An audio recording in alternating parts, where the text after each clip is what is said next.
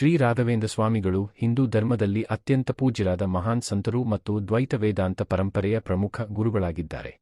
ಅವರ ಮೂಲ ಹೆಸರು ವೆಂಕಟನಾಥ ಭಟ್ಟ. ಅವರು ಕ್ರಿ.ಶ. 1595ರಲ್ಲಿ ಫಾಲ್ಗುಣ ಮಾಸದ ಶುಕ್ಲ ಸಪ್ತಮಿಯಂದು ತಮಿಳುನಾಡಿನ ಚಿದಂಬರಂ ಸಮೀಪದ ಭುವನಗಿರಿ ಎಂಬ ಗ್ರಾಮದಲ್ಲಿ ಜನಿಸಿದರು. ಅವರ ತಂದೆ ತಿಮ್ಮಣ್ಣ ಭಟ್ಟರು ವೀಣಾ ವಿದ್ವಾಂಸರಾಗಿದ್ದು, ತಾಯಿ ಧಾರ್ಮಿಕ ಸ್ವಭಾವದ ಮಹಿಳೆಯಾಗಿದ್ದರು. ಬಾಲ್ಯದಿಂದಲೇ ವೆಂಕಟನಾಥರು ಅತ್ಯಂತ ಪ್ರತಿಭಾವಂತರಾಗಿದ್ದರು. ಸಂಸ್ಕೃತ ವೇದಗಳು, ಉಪನಿಷತ್ತುಗಳು, ವ್ಯಾಕರಣ ಮತ್ತು ತತ್ವಶಾಸ್ತ್ರದಲ್ಲಿ ಅವರು ಅಪಾರ ಪಾಂಡಿತ್ಯ ಪಡೆದರು. ನಂತರ ಅವರು ಸುಧೀಂದ್ರ ತೀರ್ಥರ ಶಿಷ್ಯರಾಗಿದ್ದು, ದ್ವೈತ ಸಿದ್ಧಾಂತದಲ್ಲಿ ವಿಶಿಷ್ಟ ಜ್ಞಾನ ಸಂಪಾದಿಸಿದರು. ಅವರ ಪಾಂಡಿತ್ಯವನ್ನು ಮೆಚ್ಚಿದ ಗುರುಗಳು ಅವರಿಗೆ ಮಹಾಭಾಷ್ಯ ವೆಂಕಟನಾಥಾಚಾರ್ಯ ಎಂಬ ಬಿರುದು ನೀಡಿದರು. ವೆಂಕಟನಾಥರು ವಿವಾಹಿತರಾಗಿದ್ದರೂ ಸಹ ಧರ್ಮ ಮತ್ತು ವಿದ್ಯಾ ಪ್ರಸಾರದಲ್ಲಿ ತೊಡಗಿಸಿಕೊಂಡಿದ್ದರು. ಕೆಲಕಾಲ ಕುಟುಂಬ ಜೀವನ ನಡೆಸಿದ ಬಳಿಕ ಗುರುಗಳ ಆಜ್ಞೆಯಂತೆ ಸನ್ಯಾಸ ಸ್ವೀಕರಿಸಿ ರಾಘವೇಂದ್ರ ತೀರ್ಥ ಎಂಬ ಹೆಸರಿನಿಂದ ಪ್ರಸಿದ್ಧರಾದರು. ಸನ್ಯಾಸಿಯಾದ ನಂತರ ಅವರು ಭಾರತದೆಲ್ಲೆಡೆ ಸಂಚರಿಸಿ ದ್ವೈತ ತತ್ವವನ್ನು ಪ್ರಚಾರ ಮಾಡಿದರು.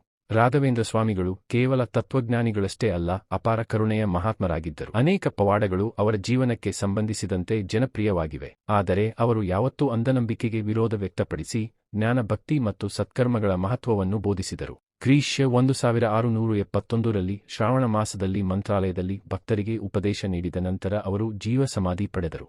ಇಂದಿಗೂ ಮಂತ್ರಾಲಯದಲ್ಲಿರುವ ಅವರ ಬೃಂದಾವನ ಲಕ್ಷಾಂತರ ಭಕ್ತರಿಗೆ ಆಶಾಕಿರಣವಾಗಿದ್ದು, ರಾಘವೇಂದ್ರ ಸ್ವಾಮಿಗಳು ಕಲಿಯುಗದ ಕಾಮಧೇನುವೆಂದು ಭಕ್ತರಿಂದ ಪೂಜಿಸಲ್ಪಡುತ್ತಾರೆ.